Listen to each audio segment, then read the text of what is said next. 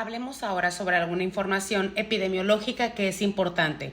Primero que nada, vamos a hablar de la epidemiología en México. Vamos a tomar datos que vienen del INEGI en la actualización del 2020 con la última revisión que fue en el 2017. Dentro de los embarazos en México, la mortalidad por hipertensión gestacional se encuentra en el quinto lugar de complicaciones mortales para las pacientes. Esto quiere decir que del 2 al 10% de pacientes embarazadas van a tener complicaciones graves. Entonces, esto es completamente prevenible. ¿Y qué debemos de hacer? Debemos de disminuir las incidencias y reportar rápidamente a las pacientes embarazadas que tengan hipertensión o presenten datos de complicaciones.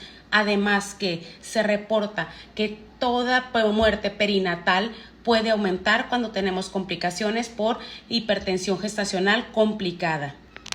Entonces, teniendo en cuenta esta morbimortalidad y la incidencia de hipertensión gestacional en México, se puede prevenir. ¿Cuáles son las causas que nos causan alteraciones o falta de control en la paciente embarazada? Aquí tenemos un cuadro que nos reporta la problemática de la atención de la paciente embarazada proporcionado por la CONAMED en México. Como primer lugar tenemos mala comunicación médico-paciente con un 40%, seguimiento inadecuado de la evolución de la paciente en un 34%, retraso en el diagnóstico en un 23%, error en el diagnóstico en un 18%. Además de esto tenemos lista de espera prolongada en un 10% con no envío a especialidades en un 3%, el cual nos causa que la paciente se complique rápidamente. Todos estos factores pueden ser modificables y pueden estar dentro de nuestras manos. Hay que tener en cuenta que esto debe de ser meramente administrativo. Hay que hablar con nuestros supervisores para que no pase ningún tipo de complicaciones que puedan ponernos en riesgo como trabajadores de la salud. De todos estos factores que nos presenta la CONAMED, el mala comunicación médico-paciente es uno de los que nosotros podemos hacer un control y modificarlo. ¿Qué quiere decir? No estamos manejando un solo paciente, estamos manejando una familia. Hay que avisarles cuáles son los riesgos, cuáles son los factores que pueden modificar, cuáles son los controles que deben de llevar, cómo explicarle al paciente y a su familiar cuáles son los riesgos y todo tipo de dato que pueda poner en urgencia este tipo de embarazos. El conocimiento en estas pacientes debe de ser importante, ya que eso nos va a ayudar a nosotros a reducir el índice de complicaciones. Así que pon mucha atención, avísale a los familiares, esto es completo. También tenemos un cuadro que nos presenta los factores de riesgos de las pacientes embarazadas con padecimientos previos. ¿Qué quiere decir? Los porcentajes que tenemos aquí representamos vienen del INEGI sobre complicaciones para hipertensión gestacional. Vamos a verlos. El primero de estos es el síndrome antifosfolípido, seguido por enfermedad renal.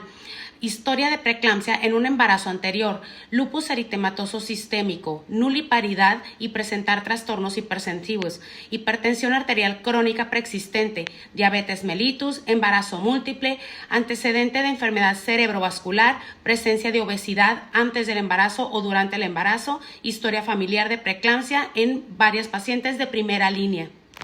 Como podemos observar en este cuadro, nosotros únicamente tenemos un factor modificable y un factor de control. El modificable, ¿cuál es? La obesidad en la paciente. Si una paciente quiere embarazarse y va preventivamente con nosotros, tenemos que hacerle una indicación sobre disminución del índice de masa corporal para disminuir el riesgo de complicación o presencia de hipertensión gestacional. Por otro lado, tenemos los controles cuando la paciente ya es hipertensa y ya es diabética, así que un buen control de lo que es el medicamento, los controles alimentarios, vigilar que tenga buenos hábitos higiénico-dietéticos y actividad física para que estos no se descontrolen a pesar de que nosotros iniciemos con un periodo gestacional.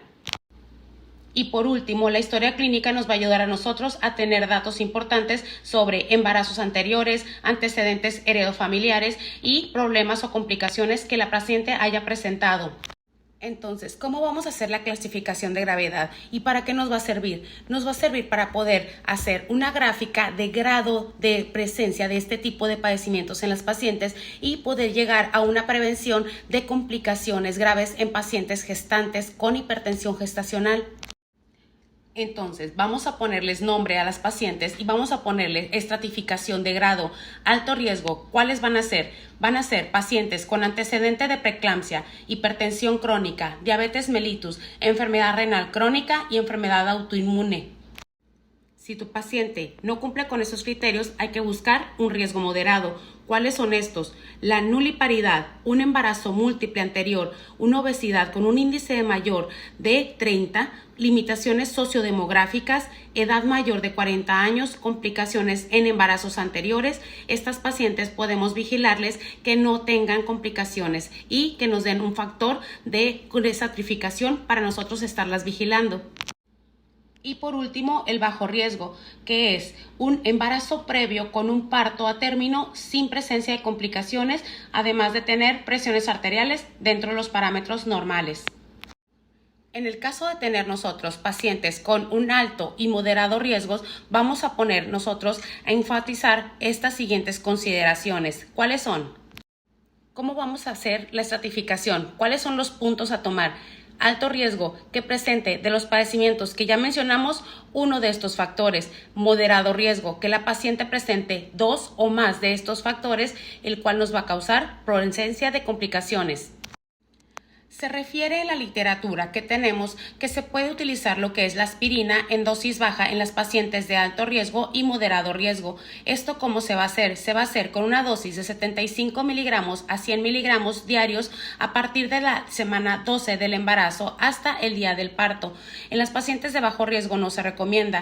Estos datos fueron obtenidos de la New England Journal of Medicine, que en el 2017 hizo un estudio de doble ciego con pacientes embarazadas manejándolos con placebo y aspirina. Ellos vieron que en la gráfica había una mejoría o disminución significativa en las pacientes que hacían complicaciones con el uso o no uso de la aspirina.